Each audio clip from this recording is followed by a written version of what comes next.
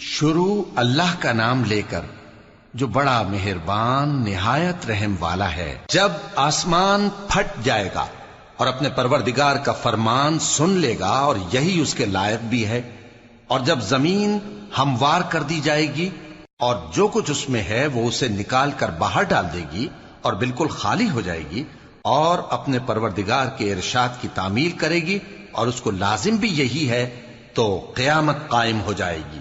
اے انسان، تو اپنے پروردگار کی طرف پہنچنے تک خوب تکلیف اٹھاتا ہے، پھر تو اس سے جا ملے گا۔ اب جس کا نامہ اعمال اس کے داہنے ہاتھ میں دیا جائے گا اس سے حساب آسان لیا جائے گا اور وہ اپنے گھر والوں میں خوش خوش واپس آئے گا، اور جس کا نامہ اعمال اس کی پیٹھ کے پیچھے سے دیا جائے گا تو وہ موت کو پکارے گا اور دوزخ میں داخل ہوگا۔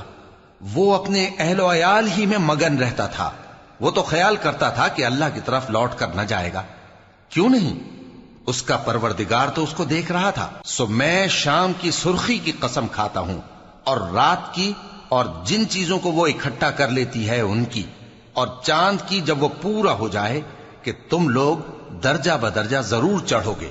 تو ان لوگوں کو کیا ہوا ہے کہ ایمان نہیں لاتے، اور جب ان کے سامنے قرآن پڑھا جاتا ہے تو سجدہ نہیں کرتے، بلکہ کافر جھٹلائے جاتے ہیں، اور اللہ ان باتوں کو جو یہ اپنے دلوں میں چھپاتے ہیں خوب جانتا ہے۔